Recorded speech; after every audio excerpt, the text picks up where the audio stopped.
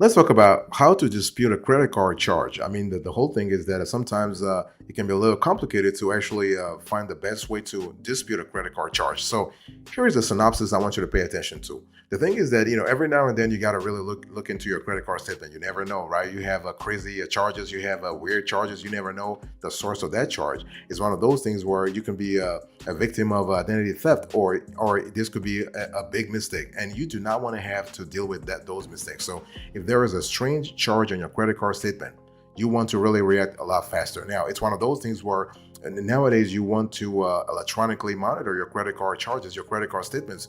You don't have to wait for 30 days to receive a credit card statement from the bank to actually see that there is a mistake. Remember that under the Fair Credit Billing Act, all consumers have the right to dispute charges under certain circumstances, including unauthorized charges, that is, credit card fraud, identity thieves that buy and sell stolen credit card information on the dark web. If your card numbers were used without your permission, you can dispute those charges. You have card billing errors. So honest administrative mistakes from lenders might lead to your being billed twice, getting overcharged, or charged via the wrong card or billing address. And there could be also problems with the purchase. And you can actually dispute a processing errors, like getting charged for a canceled subscription or receiving a faulty or damaged item. Like you never ordered something, or you ordered and you cancel, and they still charge you anyway. So that you have the possibility to dispute a credit card charge there. You have fulfillment errors. Sometimes you might receive the wrong item or items from a canceled order. That's what I just told you. Other fulfillment errors include orders that don't arrive or come so late that you no longer want them or need them. If a company fails to post payments or credits for a purchase return, when you return an item or cancel a service, you should receive credit in due course. If the company doesn't credit you or refund finance charges, these are grounds for a dispute. You also have the possibility, like if you have charges for which you request written proof of purchase, that's really a possibility to dispute a credit card charge also. If you ask for an explanation or of a charge on a credit card bill, it is possible to overturn the charges if the merchant cannot prove the purchase happened, right? You gotta have a paper trail. You gotta have a paper trail. Otherwise, listen, it's one of those things where you're never going to lose in that scenario. Boss, welcome back to the show. It's really a pleasure to have you here. Make yourself comfortable. You are going to enjoy today's conversation.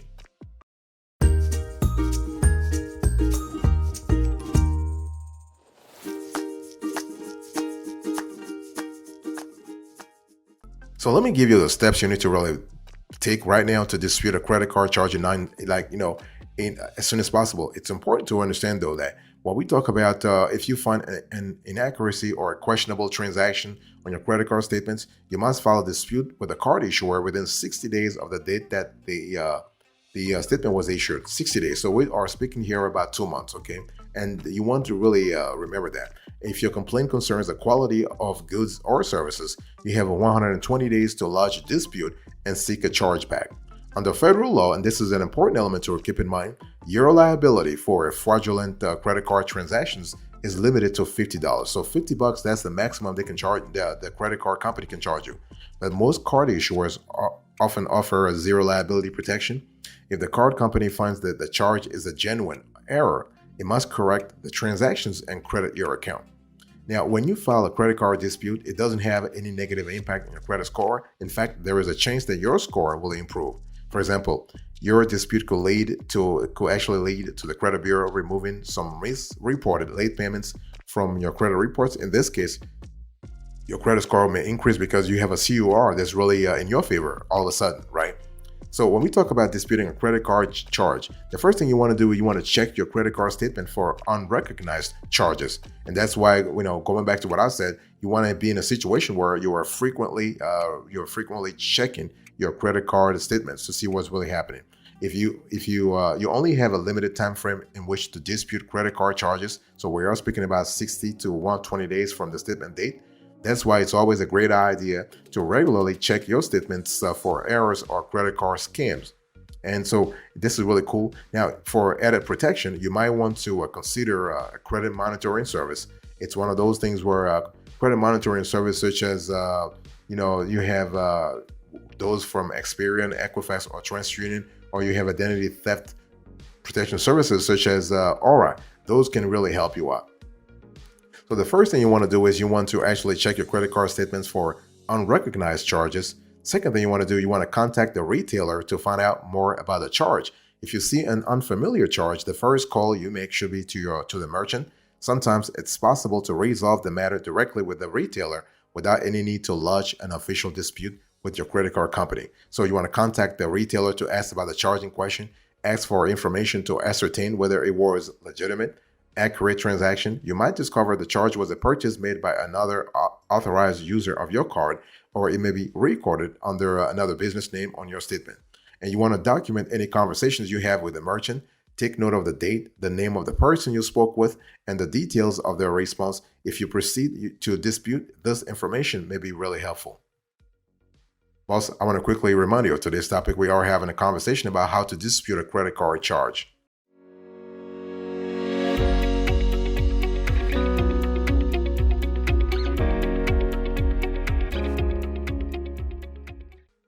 The next thing you want to do, you want to gather your evidence. See, the whole thing is if you are disputing a credit card charge, you got to have evidence. I mean, you don't have to have a long list of stuff, but you have to really have some kind of evidence, some kind of material evidence to be able to prevail. Okay, if you can't solve the dispute with the merchant, you want to dispute the charge with the credit card issuer. Before submitting an official dispute letter, you must gather your evidence, and that's really quite essential. So, you want to collect billing statements with any disputed transactions. You can highlight and annotate the charges in question. And you should also speak with other authorized cardholders to ensure that you have all the information. You want to collect return receipts, emails, and screenshots of any communications relating to the dispute that you have had with the merchant. You want to organize your evidence in a clear, easy to read reports that proves you have made a reasonable, good faith effort to resolve the matter with the merchant. And that's important if you want to prevail in a court of law, if the matter should go that far. And you also want to review your rights regarding unauthorized charges. The law is pretty clear when it comes to your rights. So it's one of those you can, when we talk about your rights, you want to read your credit card agreements on your card company's website. Alternatively, you can actually go online and see what's really happening. And so here are some things you need to know. So to protect your rights, you must send a written billing error notice to your credit card company within 60 calendar days of receiving your statement. You can still dispute a charge even if you have already paid for it, although you won't get the money back until the card company determines you were right. If the card issuer rules in your favor, the charge must be removed from your bill. Must be. I want to insist on that. Must be. If the card issuer rejects your dispute and deems the bill correct, he must explain the reason in writing. Also, the card company must confirm how much you owe and when payments is due. It's one of those things where you have to, and that's why, going back to what I said, you want to document everything, because the card company is going to document everything in writing, and you got to have things in writing too. So the thing is, you want to review your rights regarding unauthorized charges. And if the amount is consequential, you might say, you know what, I want to proceed and really bring this case a lot far, which means that it can go all the way to arbitration or court if the amount we're speaking about are a consequential amount, and you are able to prove that you didn't actually spend the money. It wasn't you who spent the money in the first place, or even authorized that.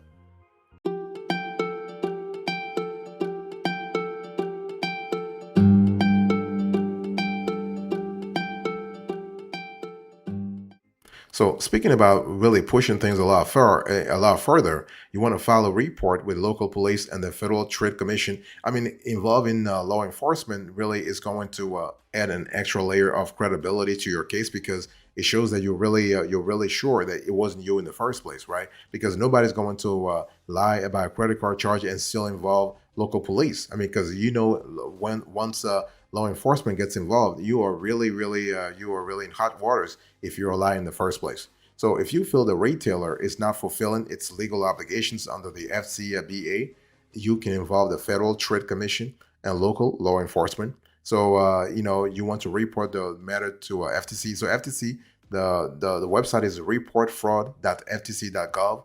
If you believe you are a victim of identity theft, you want to file an affidavit with the FTC at identitytheft.gov. The FTC will give you an official report and additional support to recover from identity theft.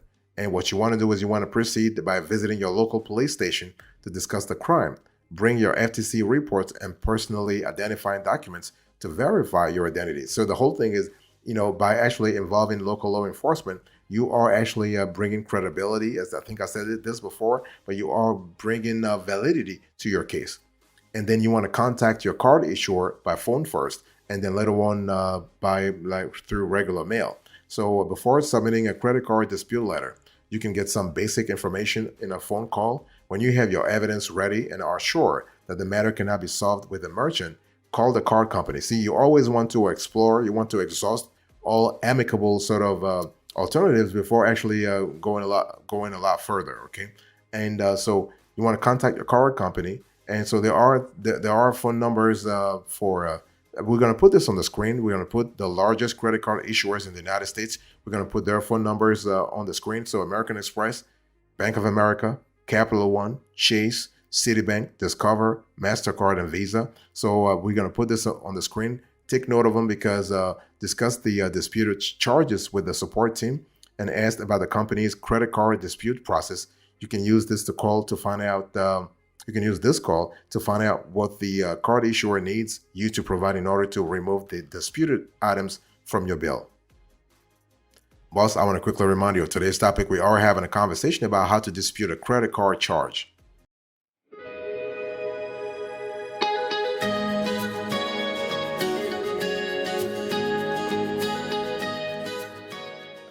What you want to do next is to follow up right away with a disputed letter. See, the whole thing is that you can have conversations over the phone, but you want to actually have a verbal you want to have verbal proof also. Not verbal proof, a written proof. You want to have written proof. Verbal proof, verbal evidence is kind of cool, but you want to solidify your case. So after calling your card company, follow up with a dispute letter. This written notice to the card company is an official record of your complaint. You must send it to the company within 60 calendar days of receiving the statement on which the disputed charge appears. 60 calendar days, not 60 days, calendar days. And here is what to include in your dispute letter: your full name, your account number, the date of the disputed charge, the dollar amount of the disputed charge, an explanation of why you believe the charge is incorrect, and supporting documentation that proves your case. For example, if you were charged for a transaction at a Los Angeles store, but have evidence that you were in New York at the time, include relevant copies of receipts, photos, hotel reservations, etc., and your FTC reports and a copy of the police report if applicable. Now, a credit card company often have a separate office that handles disputes and billing inquiries. Before sending your letter, check your monthly statements, card agreements, or the card company website to find the correct address. Also, remember to keep copies of your letter, documentation, and a certified mail receipt that proves you sent the letter in the first place. Next, you want to check in after 15 to 30 days. You want to give a little bit of time for the process to go through. It's one of those things where you can't really rush anything here, right? And it's important for you to keep in mind that you are having a stronger hand here, and so staying in touch helps to manage the dispute situation as it develops. For example, if the company needs more evidence or details about the transactions, so wait at least 15 days after you send the letter. If you don't receive a response, make contact with the company via phone, email, or the company's online customer support portal. You want to ask for an update on the status of the dispute. Specifically, you want to confirm whether the company received your letter and whether or not you have provided enough evidence to support their investigation. Keep a log that details all communications with your credit card company. Note the time. You want to note the date, the support representative's name, and a summary of the conversation. And you also want to submit a complaint to the CFPB, so the Consumer Financial Protection Bureau. So if you pursue the credit card company and retailer and still reach no resolution, that's not the end of the line. You have the right to bring a lawsuit if you believe the credit reporting company violates the CFRA. So this is really important to keep in mind. And if you decide to go down this road, it begins with filing a complaint with the Consumer Financial Protection Bureau. And so visit consumerfinance.gov complaint to file a complaint online, or call 1-855-411-CFPB. We're speaking about 2372. So 1-855-411-2372.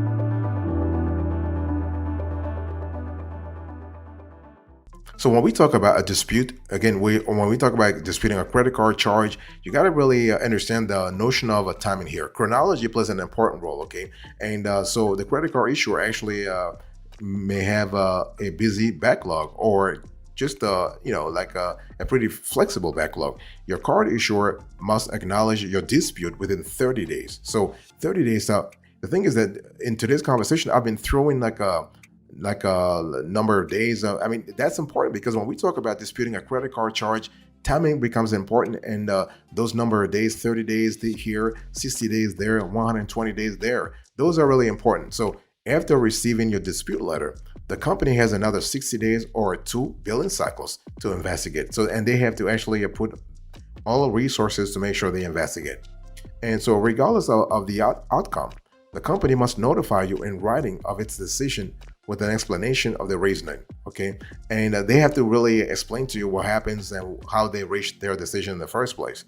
If you disagree with the results, you have 10 days to respond. Remember, 10 days. So once you actually, if you're not happy with the results for any reason, whatever, you have the opportunity to do, but it has to be 10 days. So 10 days is actually the longest you can have. You're not responsible for paying the charge or any interest that accrues throughout this time frame. However, you should continue to make minimum monthly payment to your account during the investigation period. Why?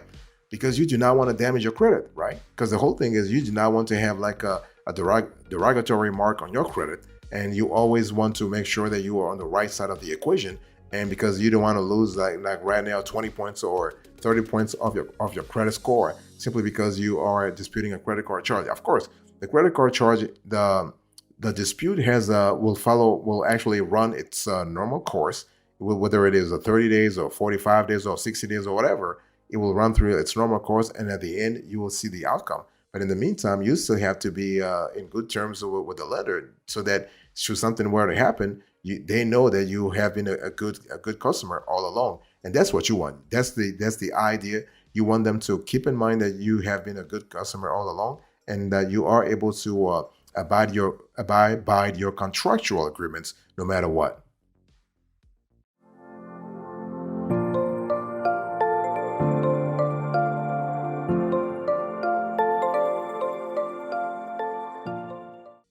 Let me close to this conversation by saying that when we talk about disputing a credit card charge, and we cannot not talk about the fact that you might have credit card scammers, because sometimes when you have an unauthorized or an unrecognized credit card charge, this could be the result of credit card scam. So while disputing credit card charges is always an option, it's a long and arduous process, as you saw, with no guarantee that you will be reimbursed, right? And so instead, it's always best to proactively protect your credit card from scammers. And there are a lot of ways. We have covered this on this show multiple times. There are a lot of ways for you to actually secure your credit cards, bank accounts, and finances against fraudsters.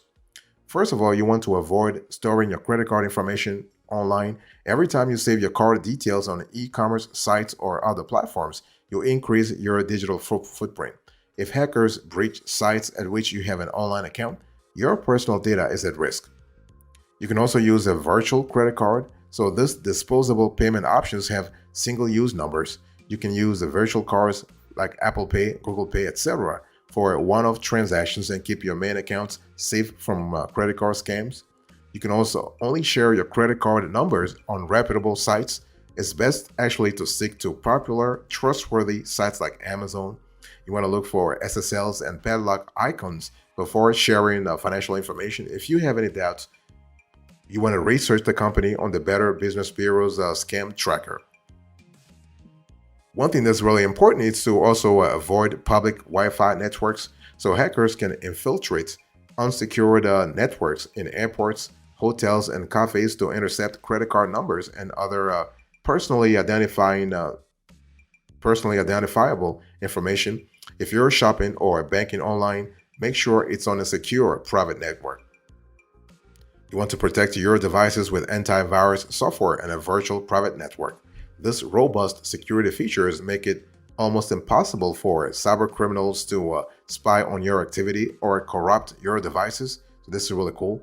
You also want to learn the warning signs of phishing. So scammers use fake emails, text messages, and voice messages to trick victims into sharing personal, valuable information. You can prevent phishing attacks when you know the warning signs like bogus links, strange typos, or suspicious messages that use urgent or threatening language. And you want to monitor your credit reports. So by getting in the habit of checking your statements and credit reports regularly, and I mean regularly, you can spot suspicious activity and stop scammers using your credit card. Okay, so this is really cool.